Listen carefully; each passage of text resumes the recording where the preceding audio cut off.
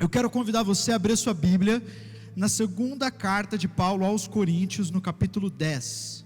Nós leremos do versículo 3 a 5, mas nós não vamos ler agora ainda. Você vai abrir a sua Bíblia, você vai deixar ela aberta aí, enquanto nós vamos conversar sobre algumas coisas, e daqui a pouquinho nós vamos então ao texto.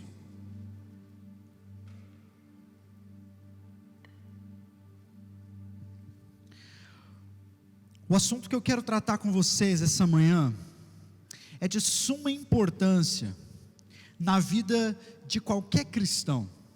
De uma certa forma, essa palavra é algo que Deus vem construindo no meu coração nos últimos 2 anos e meio. Algumas compreensões que Deus foi me dando e que foram me preparando melhor para a obra que Deus tem para mim. E às vezes pode parecer uma coisa muito simples, talvez você já tenha ouvido alguma coisa sobre isso alguma vez, mas para mim tem sido algo muito novo e muito libertador, quando o Senhor tem libertado a minha mente e o meu coração.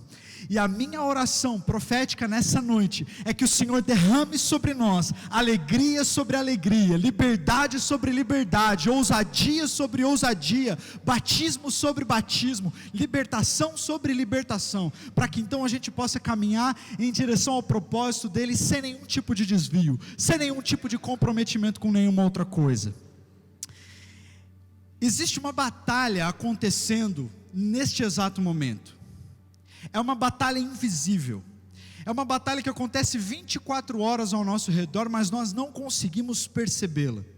Muitos autores já escreveram sobre isso. A Joyce Meyer tem um livro que chama Batalhas na Mente, O Campo de Batalha da Mente. Tem um outro livro muito famoso nos Estados Unidos chamado A Guerra Invisível. E essa é uma guerra intensa, é uma guerra muitas vezes injusta, porque o diabo não joga limpo. E o motivo porque essa guerra é tão intensa é porque o objetivo maior dessa guerra é conquistar a sua mente. A sua mente, quando eu digo mente, eu não estou dizendo o seu intelecto apenas, ou a sua capacidade de raciocinar, a sua cognição. Eu estou falando do seu interior também, do seu coração, dos seus sentimentos. Na verdade, sempre que a Bíblia fala sobre coração, sobre o centro da sua vida, ela não faz muito essa distinção que nós hoje em dia fazemos de essa é a minha razão, esta é a minha emoção.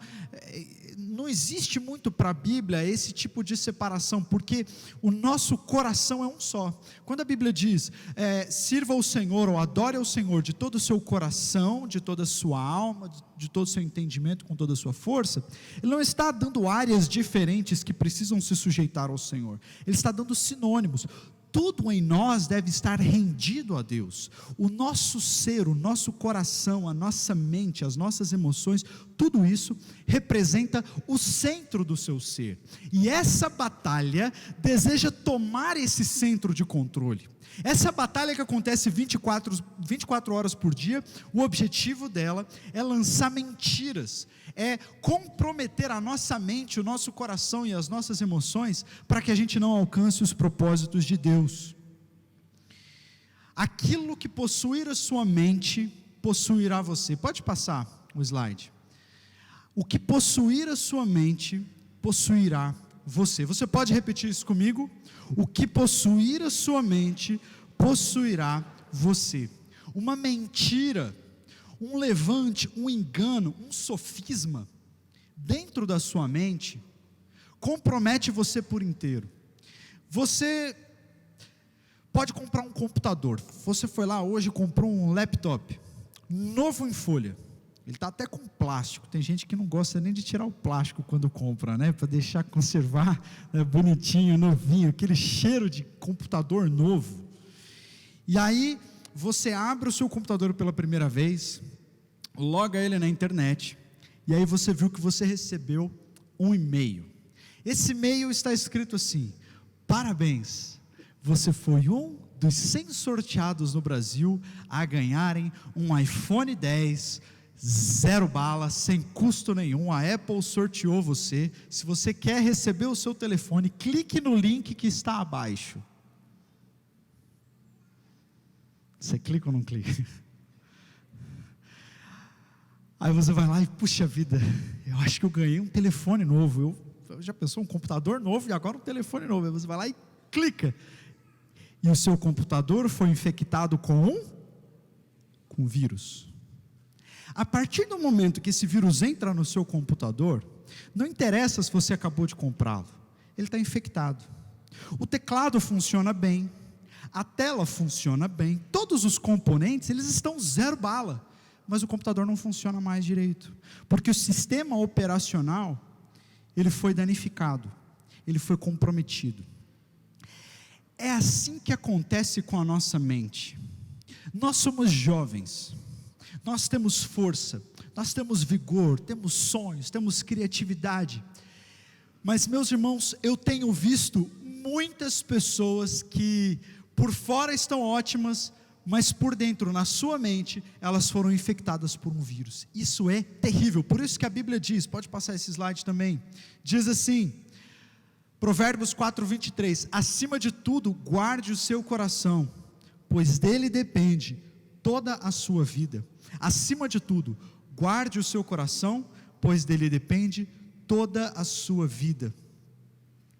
Eu estava lendo algumas estatísticas, e no Brasil, hoje, nós somos mais de 4 milhões, nós não, em nome de Jesus, mas existem 4 milhões de desigrejados no Brasil.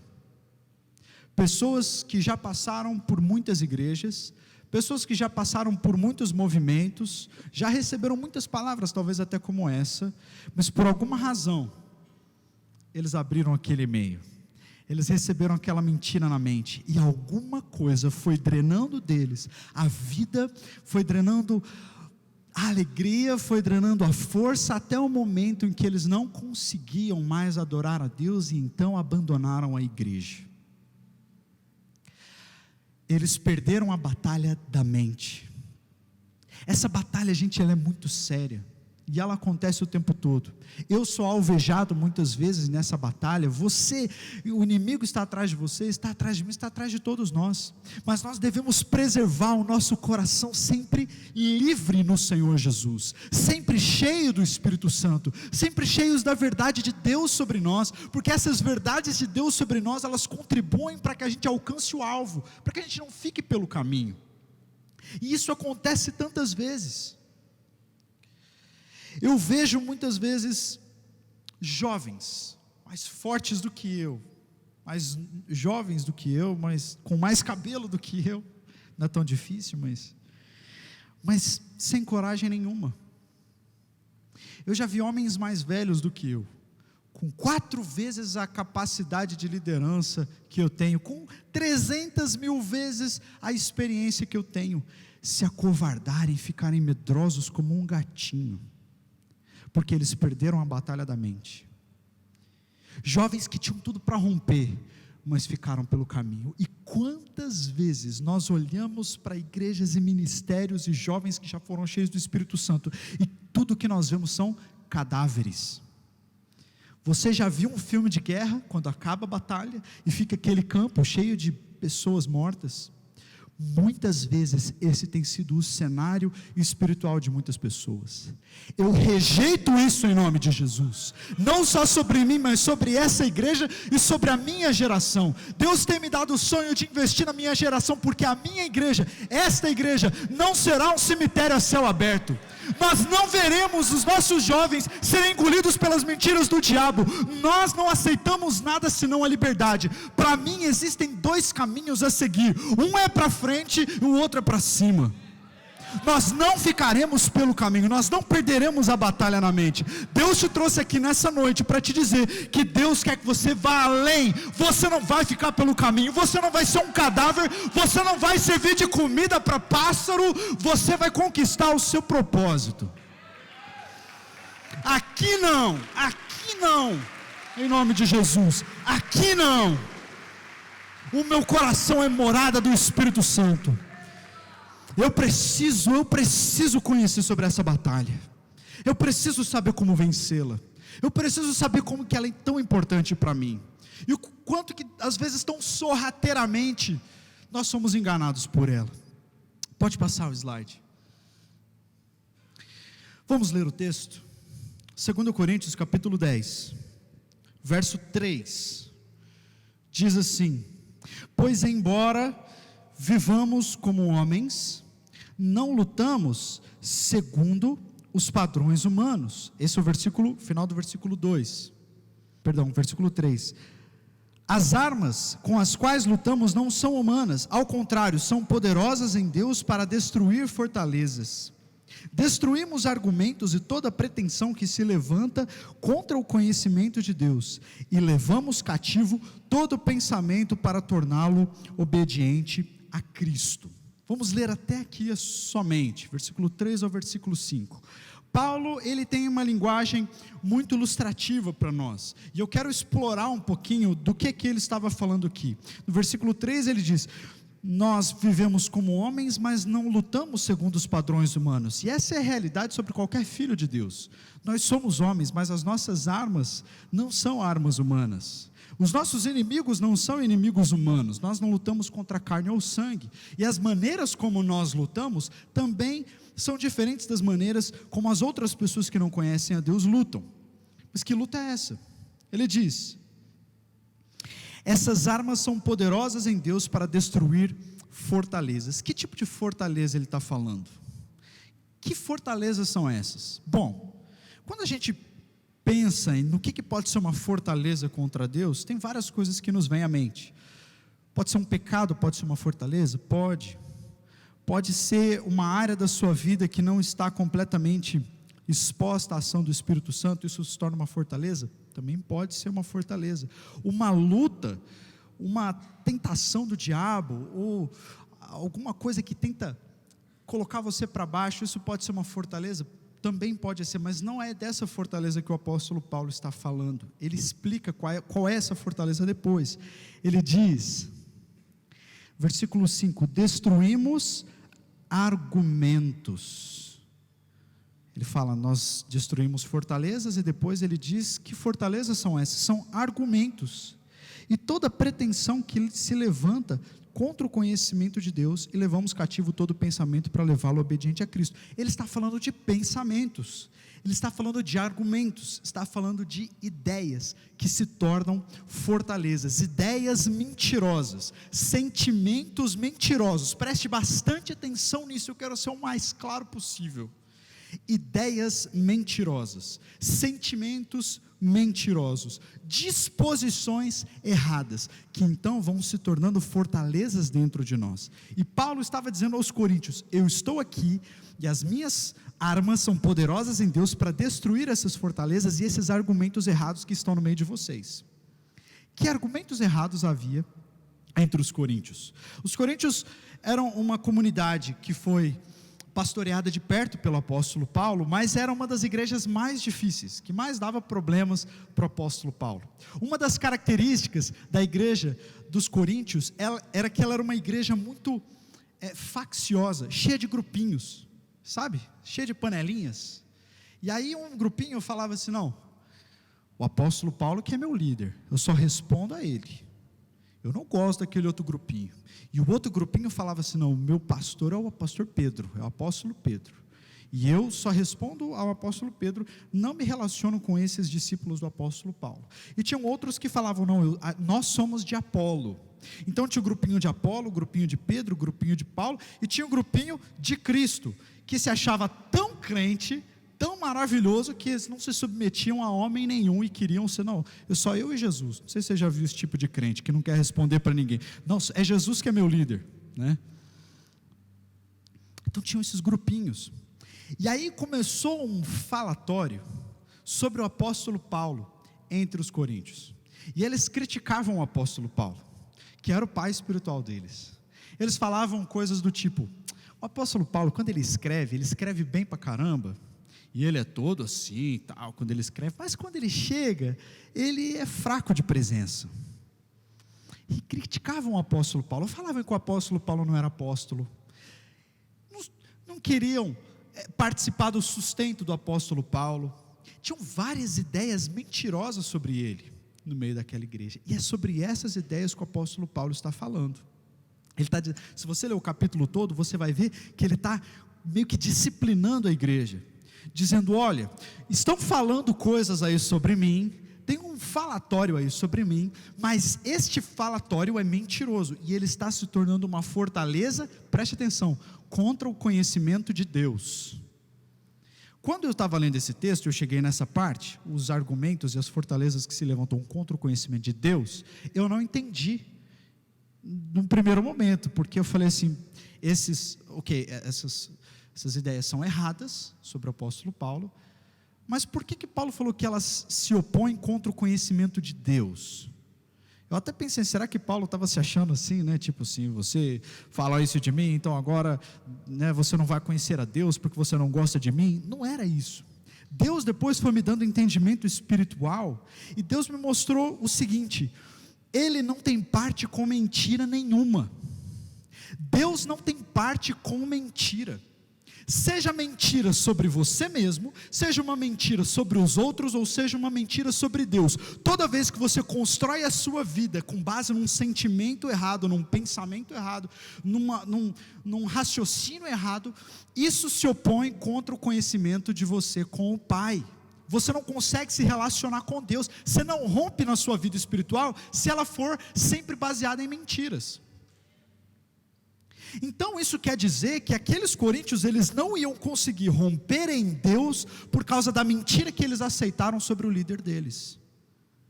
Por isso que falatório é tão perigoso. Por isso que nutrir sentimentos errados no nosso coração traz um céu de bronze sobre as nossas vidas, porque Deus não tem parte com mentira. Se o Giovanni acreditar numa mentira do diabo sobre ele mesmo, ele não consegue romper em Deus, ele tem que romper com essa mentira, para que ele então chegue aonde Deus quer que ele chegue. É disso que Paulo está falando. Ele está dizendo, existem argumentos errados, e vocês estão cheios deles, e está virando uma fortaleza, e agora vocês não conseguem mais romper. Eu tenho visto muitas pessoas que tinham tudo para romper, mas não estavam conseguindo, porque estavam cheias de fortalezas mentirosas, mentiras sobre si mesmas, mentiras sobre os outros, e mentiras sobre o que Deus dizia sobre elas. Isso é muito importante. Existem dois tipos de fortalezas, a grosso modo, pode passar. Existem cosmovisões. Uma cosmovisão é um sistema de pensamento. Então, por exemplo, o materialismo, o ateísmo, hedonismo, niilismo, são sistemas complexos de pensamento que podem ser fortalezas. Mas existem atitudes pessoais que se tornam fortalezas. Preocupação pode ser uma fortaleza, medo, culpa, mágoa, espírito crítico, orgulho, insegurança, falsidade, todas essas disposições pessoais erradas podem se tornar fortalezas, e essas fortalezas precisam ser destruídas. Existem 3 maneiras como nós destruímos essas fortalezas. Meus irmãos, eu creio demais na nova geração. Eu creio que vocês são a nova geração aqui em Araçatuba. E Deus vai levantar vocês, estava falando isso com o pastor Lucas hoje, Deus vai levantar vocês para ocuparem todos os lugares, e vocês vão ser uma bênção para essa cidade, e para todo o estado de São Paulo, e para todo o Brasil, e para todas as nações. Esse é o propósito que Deus tem para vocês. Só que uma igreja, ela só é saudável se os seus líderes têm uma mente saudável. Se os líderes são cheios de fortaleza, se as pessoas são cheias de fortalezas na mente, elas não rompem, e elas não alcançam o seu propósito. Mas esse não é o sonho de Deus para vocês. O sonho de Deus para vocês é que vocês rompam, que toda fortaleza seja suplantada, toda mentira seja descoberta, e que você saia daqui nessa noite sabendo quem você é para Deus, sabendo o que Deus pensa a seu respeito, e sabendo que você é mais forte do que tudo que já falaram sobre você, ou já fizeram ao seu respeito. Você é filho, você é filha, você tem um lugar no seio do Pai, e você foi feito para conquistar grandes coisas em nome de Jesus. Essa é a palavra de Deus para você. A primeira coisa que nós devemos fazer é descobrir. Nós precisamos descobrir onde estão as mentiras, onde estão as fortalezas, onde é que está o engano.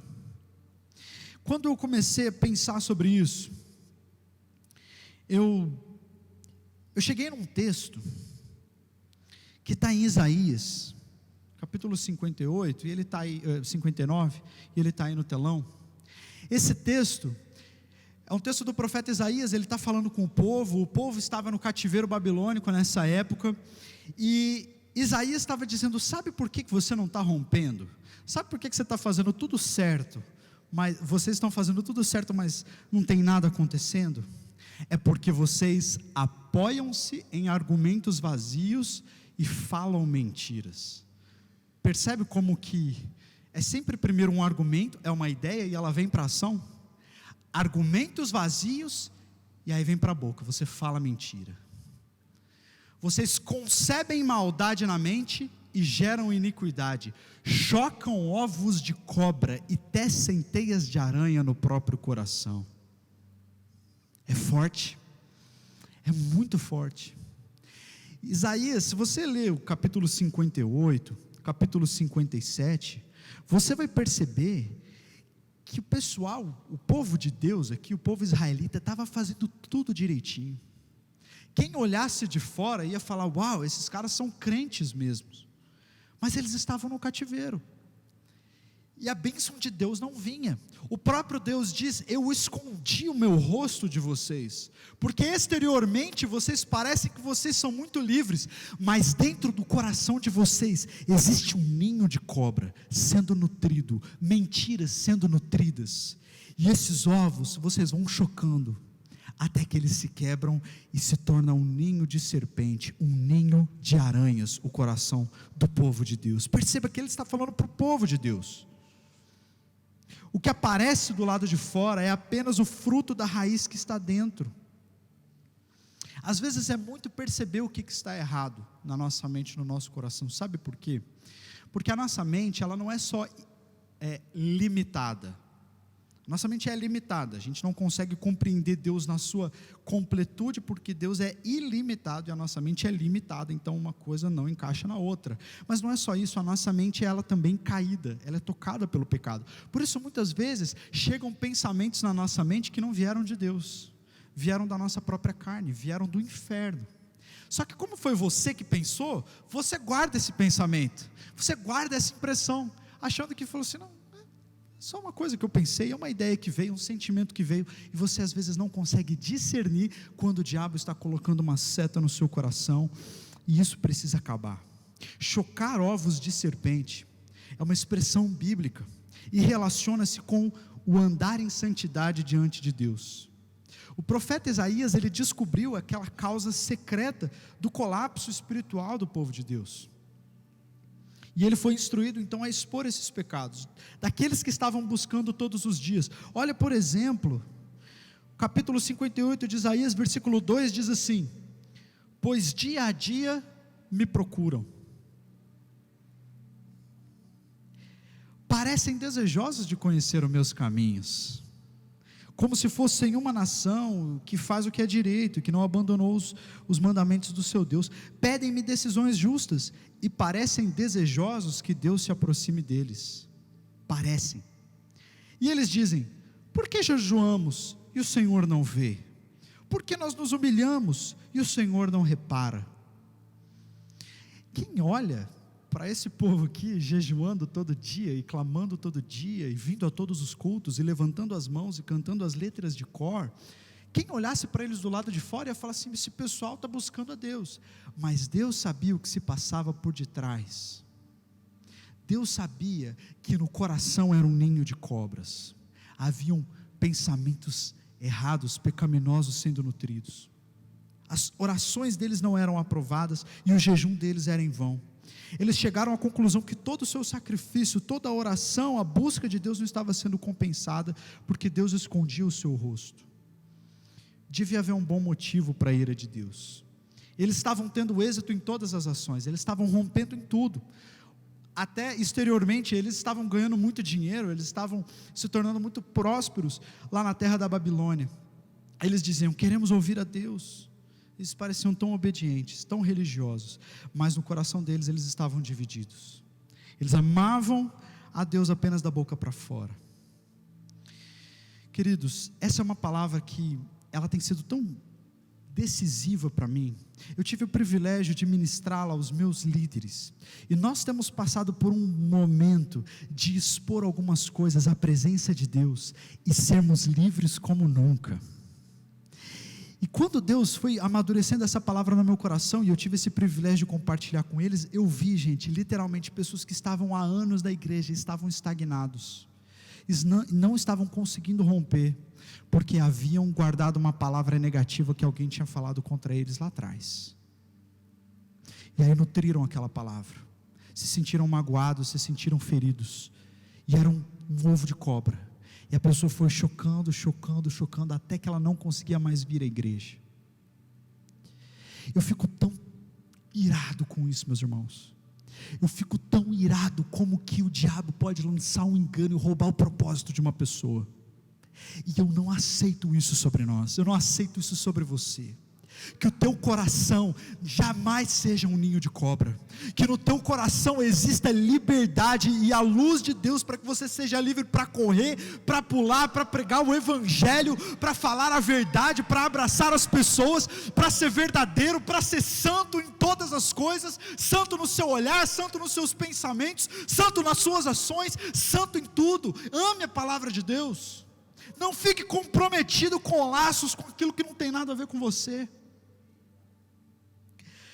Não existe nada inofensivo, nem inocente com relação a maus pensamentos.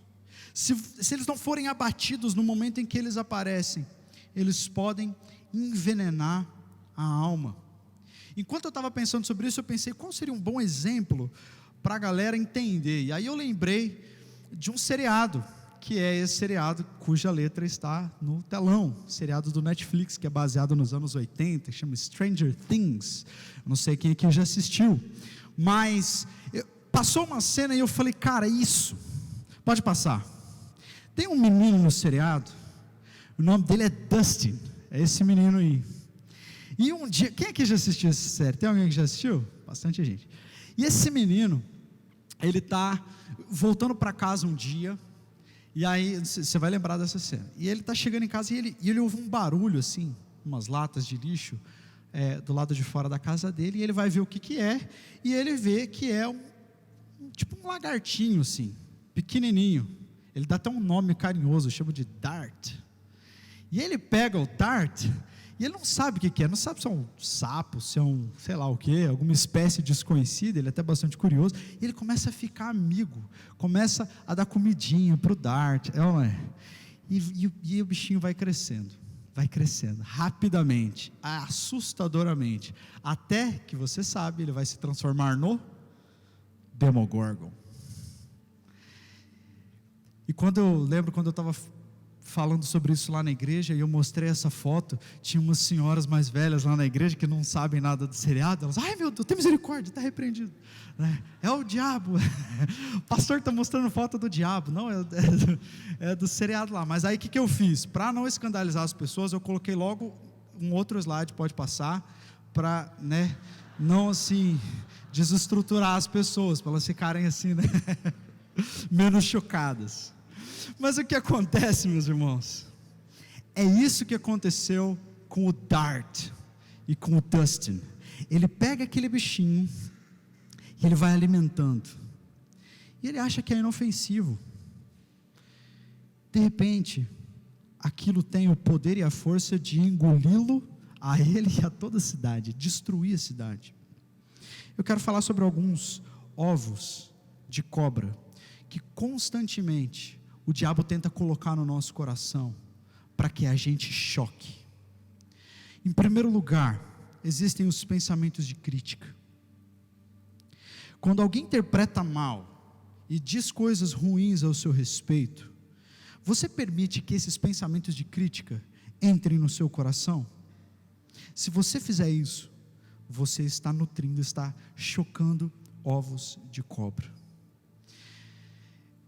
Eu sou filho de pastor, meu pai é pastor lá na igreja, e eu me lembro de muito jovem, ter experiências fortes com Deus, quando Deus me chamou para o ministério. Aí eu fui para o seminário, estudei bastante, Deus me deu sonhos, me deu um chamado missionário, e eu tive o privilégio de ir para o Nepal. Fiquei quase um ano no Nepal, fazendo plantação de igrejas, num lugar onde as pessoas nunca tinham ouvido nem falar o nome de Jesus, no meio das montanhas mais altas do mundo, lá para o lado do Everest. Deus me deu esse chamado, e isso é muito real para mim, sempre foi. Mas quando eu comecei a exercer ministério local, eu ouvi muitas críticas. Você acha que eu nunca ouvi, por exemplo, que eu só sou pastor por causa do meu pai? Que eu não tenho chamado coisa nenhuma? Você acha que isso não magoou meu coração? Sabe quando a gente é criticado? Por algum tempo, eu deixei que essas críticas entrassem no meu coração. E porque eu fiquei desanimado com essas críticas, eu perdi por um tempo de romper no meu ministério, porque eu ficava com dó de mim mesmo. Eu fui criticado, e aí eu comecei a nutrir outros pensamentos, que são também ovos de cobra, que são os pensamentos de mágoa. Existem milhares de pessoas que deixaram a igreja e abandonaram o Senhor, porque eles foram consumidos pela amargura. Alguém disse alguma coisa sem pensar para você, alguma coisa dura, e aí você ficou ferido. Depois chocou esses ovos, esses pensamentos de ferida, e não conseguiram mais perdoar e esquecer. Eu comecei a perceber que eu tinha discípulos, gente que estava andando comigo, e que estava parado em algo que aconteceu lá atrás, uma mágoa, alguma coisa que feriu o coração. E aí eu comecei a conversar com essa pessoa, e sempre a pessoa dizia assim: não, mas você sabe por quê? Porque eu fiquei ferido com fulano, por isso que eu não faço isso, por isso que eu não quero mais fazer aquilo. E eu percebi que essa pessoa estava nutrindo um desejo que não vinha de Deus, e ela estava parando por causa daquilo ali. Eu quero dizer para você, se você continuar com esses pensamentos, se você repassá-los no seu coração, pensamentos de crítica, pensamentos de mágoa, isso pode ser, infelizmente, decisivo de modo negativo para o seu ministério e para a sua vida. Quando Deus começou a me mostrar isso, eu comecei a ficar irado, e eu comecei a falar com eles, disse assim: gente, vocês não estão percebendo que o diabo está roubando de vocês a alegria de servir o Senhor, porque vocês estão se agarrando à mágoa, ou porque vocês estão se agarrando a algo que disseram sobre você lá atrás. Espírito de orfandade, pessoas que se achavam que eram colocadas de lado, que não eram valorizadas o bastante, estavam perdendo de romper em Deus, por causa dessas coisas. Isso é tão sério, meus irmãos. Existe uma outra classe de pensamentos, que são os pensamentos de moralidade. Pensamentos de moralidade também, muitas vezes, são tão sorrateiros. Não interessa se você é casado, se você não é casado, é solteiro, tem namorada, não tem namorado. Pensamentos de moralidade são constantemente uma seta usada pelo inimigo para nos parar. E esse é o tipo de pensamento que ninguém sabe que nós temos. Eu quero ser muito claro aqui. Ninguém sabe que nós temos, só nós e o Senhor. Pensamentos de pornografia, pensamentos imorais mesmo, sujos diante de Deus, sobre outras pessoas. E o Espírito Santo de Deus está dizendo: eu não tenho parte com isso. Eu não tenho parte com quem guarda espaços no coração para nutrir esses pensamentos e viver em imoralidade. Eu já conversei com homens casados que perderam a sua mente e começaram com admiração secreta por uma mulher que não era sua esposa, e aos poucos essa admiração secreta foi crescendo, até que eles não conseguiam mais tirar aquilo da mente e se tornaram escravos daquilo. Por pouco não perderam o casamento, mas o Senhor foi fiel e os libertou. Graças a Deus, restaurou o casamento. Mas a gente não pode dar mole. A gente não pode dar mole. Quando a gente está assistindo alguma coisa, quando nós estamos conversando, ou quando alguém faz uma brincadeirinha que tem a ver com imoralidade, isso não deve ter parte no nosso meio, em nome de Jesus, jamais. Nada, porque isso tira a nossa sensibilidade. Eu viajei com minha esposa um tempo atrás e a gente queria ir no cinema. Nós compramos o ticket e entramos lá no cinema para assistir o filme começou, não apareceu nenhuma cena, mas o nível da linguagem era tão imoral, que a gente levantou e foi embora. Não interessa, eu posso ter pagado R$50 no ingresso, a minha mente não é lixo, a minha mente é o lugar onde eu adoro meu Deus, onde o Espírito Santo deita, se estica, é dele, não é de ninguém. Eu não vou deixar isso entrar.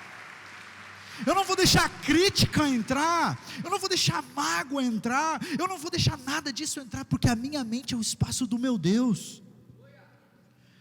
Um outro pensamento que é um ovo de cobra, que muitas vezes se instala no nosso coração, são pensamentos de derrota.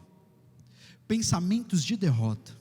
E aqui, meus irmãos, eu quero dizer, esse pensamento ele se instala sobre aquela impressão de que o melhor de Deus já passou. Sabe aquela impressão de que o melhor de Deus já passou? Ou que assim, puxa, lembra daquela época? Rapaz, aquela época era boa. Aquela nostalgia. Lembra do Egito, quando Deus abriu o mar? Rapaz, como se Deus não pudesse fazer mais e ainda melhor lá para frente. E aí esses pensamentos de derrota vão se instalando aos poucos, e parece que tudo daqui para frente vai ser mais difícil. Esses pensamentos de derrota chegam a roubar a sua vontade de sonhar, porque você só imagina que coisas piores vão acontecer, e isso vai te roubando a alegria, vai te roubando a força. Tudo vai ser sempre assim. Eu nunca vou conseguir multiplicar minha célula, eu nunca vou conseguir vencer esse pecado. Sabe isso que você vai declarando para você no seu coração? Isso não vem de Deus. O Espírito Santo nunca disse isso ao seu respeito. Só existe um que disse isso ao seu respeito, e é Satanás. Porque você vai repetir, fazer eco para a voz do seu maior inimigo. Muitos cristãos estão sentados sobre um ninho de ovos de cobras de temor. Esse hábito de nutrir pensamentos receosos deve parar antes que ele destrua você, antes que ele te envenene, antes que ele te deixe aleijado, antes que ele te deixe desamparado. Meu irmão, você está numa guerra espiritual, e isso não é um jogo para crianças. Deus disse a Moisés lá em Deuteronômio 20, versículo 8, que ele não mandasse homens medrosos para a batalha. Deus diz assim: qual homem medroso e de coração desfalecido? Volte para sua casa, para que o coração dos seus irmãos não se derreta como o coração dele. Porque uma pessoa que está vencida pelo medo e pela derrota, ela derrama isso sobre as outras pessoas, ela começa a desencorajar outros. Como que isso é danoso? Como que isso é danoso? Deus já tinha dito para eles que Deus estaria à frente deles, que não era para eles ficarem com medo, mas eu quero dizer para você que Deus quer excluir esses pensamentos da sua mente.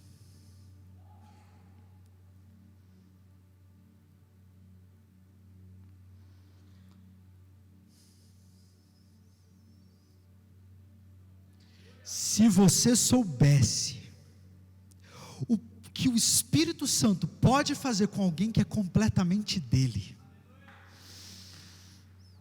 se você soubesse o tamanho da vitória na cruz do Calvário, se você pudesse ver o que aconteceu no universo inteiro, quando aquela cruz tocou o chão, e quando Jesus sangrou, você jamais nutriria um pensamento de derrota, porque sobre você está o poder da ressurreição.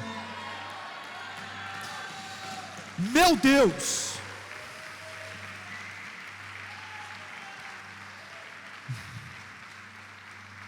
Entenda uma coisa: o melhor de Deus não passou. O melhor tempo da sua vida está por vir.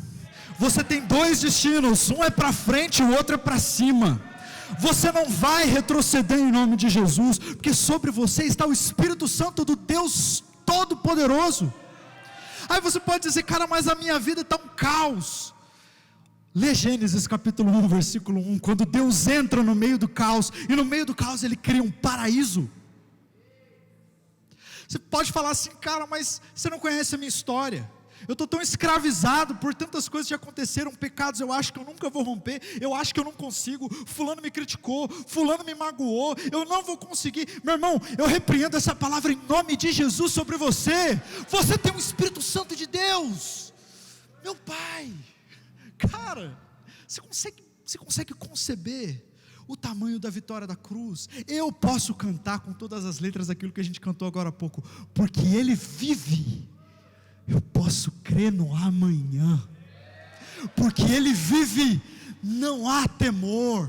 eu sei que a minha vida está nas mãos do meu Senhor e Ele está vivo. Deixa eu te dizer uma coisa: nada do que você já passou ou vai passar é mais poderoso que a morte, e Ele venceu a morte.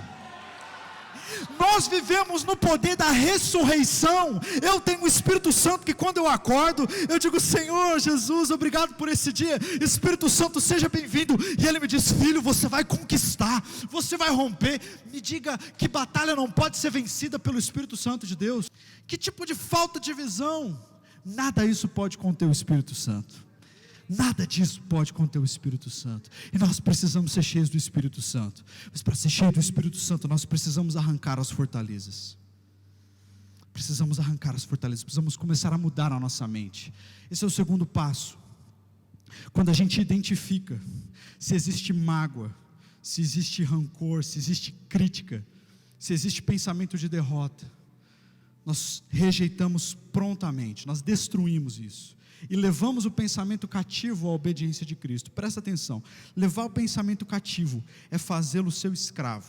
É não ser escravo dele, mas ele é seu escravo, ok? Fazê-lo seu escravo. Existe uma tendência no Evangelho, que é uma tendência violenta. É um chamado à violência. Mas não é uma violência contra outras pessoas, ou contra pecadores, ou contra grupos étnicos. É uma violência contra o pecado. Sabe quando um soldado está na guerra e ele está com o seu fuzil andando no meio da floresta, e ele vai calculando os seus passos, ele está atento a tudo, e se cai uma folha do lado dele, ele está atento. É assim que nós devemos ser com o pecado. Sermos violentos com todo tipo de desejo pecaminoso que surja dentro de nós, porque se você não suplantá-lo, ele pode te dar muito trabalho. Então quando vem um pensamento, você foi criticado, né? Aí vem toda aquela justiça própria. Alguém te critica e você já quer devolver na mesma moeda, né? Mas ele falou isso de mim, mas ele, aí já pecou. Quando vem o pensamento de derrota, quando vem o pensamento de humilhação, quando vem o pensamento de mágoa, pega esse pensamento e deixa que o calcanhar de Cristo esmague a cabeça da serpente. Eu não acredito nisso, sabe por quê? Porque eu sou quem a Bíblia diz que eu sou, eu tenho o que a Bíblia diz que eu tenho, e eu posso o que a Bíblia diz que eu posso. Eu não aceito que ninguém coloque corrente em mim, eu não aceito ser preso por pecado, nem por áreas escuras na minha mente. A minha vida é transparente, está diante do Senhor, e Ele me levantou para conquistar. Eu não vou ficar preso, eu não aceito ficar escravo, eu não aceito vir em culto e não conseguir levantar as minhas mãos, porque eu sei que eu estou caminhando em pecado. Eu sou livre em nome de Jesus. E essa juventude é uma juventude livre em nome de Jesus. Essa igreja é uma igreja livre em nome de Jesus. E todo o ovo de cobra que o diabo tenta lançar contra essa igreja vai cair em nome de Jesus. Nós suplantamos isso em nome de Jesus. Nós destruímos, levamos esse pensamento cativo à obediência de Jesus. Somos violentos com Ele. Não há lugar na minha vida para isso. Falei com o pastor Lucas hoje. Uma vez um grupo de cristãos me chamou para uma reunião. E aí nessa reunião eles começaram a falar mal de um líder. Na hora que eles começaram a falar mal desse líder, eu e minha esposa dissemos assim: acabou, para nós, não participo de reuniões assim, não falo dos meus líderes assim. Isso era um ovo de cobra, que o diabo estava tentando colocar no meu coração e na minha mente, para me fazer criticar, para me fazer um rebelde. Eu falei: aqui não. Já percebi na hora, safado do diabo. Cativo a obediência de Cristo Jesus. Na minha mente só a palavra. Na minha mente só a palavra. Na minha mente só a palavra. Terceira coisa que a gente tem que fazer é preencher. Não adianta nós tirarmos essas coisas do nosso coração e nós não colocarmos as verdades de Deus em vez da mentira. Paulo lá em Romanos 12 diz: transformai-vos pela renovação da vossa mente. Transformai-vos pela renovação da vossa. Transformai-vos pela renovação da vossa. Transformação é tudo que você quer, não é? A gente quer ser transformado. Para ser transformado, a gente tem que mudar a nossa maneira de pensar. A gente tem que trocar a nossa mente. E o que isso significa? Significa que se você quer romper em Deus, você precisa substituir os conceitos antigos pelos novos conceitos da palavra. Você precisa substituir sentimentos antigos pelos sentimentos que a palavra diz que nós devemos ter.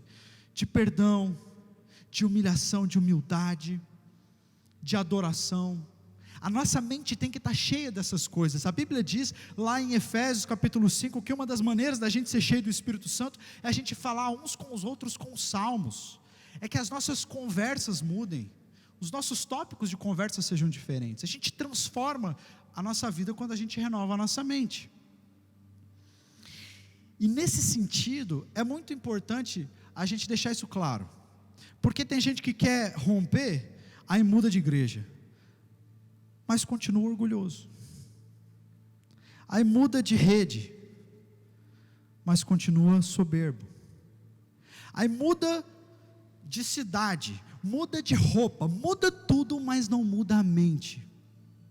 Continua nutrindo os pensamentos de derrota. E não adianta, cara, não vai romper em lugar nenhum, não vai romper debaixo de liderança nenhuma. Por quê? Porque mudou todo o exterior, mas não mudou o interior, não renovou a mente. E nisso, Deus tem me ensinado tanto. Como que eu devo fazer isso? Uma das maneiras é investir na vida de adoração. É assim que a gente também renova a nossa mente. Investir na vida de adoração. E perceba que é vida de adoração e não de oração propriamente dita. A adoração envolve oração também, mas a adoração é muito mais você declarar algumas coisas sobre Deus e a palavra de Deus sobre você. E eu digo isso com muito cuidado, porque existem pessoas que falam muito sobre a vida de oração, mas pouco sobre a vida de adoração. E eu posso ser uma pessoa que ora muito, mas eu posso orar errado. A Bíblia diz isso sobre pessoas que oram errado. Eu posso, por exemplo, ficar magoado com uma pessoa e eu vou para Deus. Aí eu oro e eu fico falando mal da pessoa para Deus. Já viu isso? É, Deus, porque o fulano, ele falou isso para mim. Deus, você viu, o Senhor tem que vingar mesmo, porque e tal, porque ele falou e e Deus vira o meu best, né? Para quem eu fico queimando a pessoa em oração. Agora, quando eu adoro, eu começo a declarar as verdades de Deus. Eu não estou falando só sobre cantar, eu estou dizendo declarar verdades de Deus sobre o seu próprio coração. Isso é tão forte que o próprio Jesus disse: não é aquilo que entra pela sua boca que te torna impuro, mas é aquilo que sai. O que é que você está declarando sobre você, sobre a sua liderança? O que é que você está declarando sobre as pessoas? O que você está declarando sobre a igreja? O que você está declarando sobre o seu futuro? Existe um poder em declarar. Então, muitas vezes quando eu estou me sentindo cabisbaixo e as lutas vêm, e às vezes eu fico tão, Deus, como que o Senhor vai resolver isso? Pai, eu não tenho as respostas. Senhor, às vezes eu me sinto inseguro. Aí eu começo a cantar. Aquele que começou a boa obra em minha vida é fiel. Ele é fiel, não descansará, não desistirá, enquanto não houver terminado. Eu não vivo do que vejo, eu vivo do que eu creio, e eu sei que o meu Senhor é fiel. Quando eu acordo de manhã, não me interessa mais o clima, não me interessa a minha agenda, não me interessa o que falaram, não me interessa o que vai acontecer, me interessa uma coisa: o meu Deus é fiel hoje. Se Ele é fiel hoje, então tudo permanece como está, porque eu caminho em fé, e é isso que eu vou declarar sobre mim, que todos os meus inimigos vão cair, porque é isso que a Bíblia diz, que eu sou vencedor em nome de Jesus, porque é isso que a Bíblia diz. Eu não aceito amarras sobre a minha mente, meu irmão, eu vou voar, porque o meu Senhor me levantou para que eu voasse, para que eu abençoasse pessoas. Então jamais eu vou retirar minha mão de abençoar alguém, mesmo aquele cara que me criticou lá atrás. Lembra o cara que falou que eu não devia estar aqui porque eu era só filho do pastor? E aí aquele ovo de cobra veio no meu coração. Aí eu olho para o cara assim, eu desvio. Negativo, meu irmão, eu sou livre, eu vou lá, eu vou dar um abraço nele, eu vou abençoar ele, porque eu estou aqui para abençoar. Eu não estou cativo. Consegue perceber, meu irmão, que Deus te chamou para a liberdade? Deus te chamou para você romper.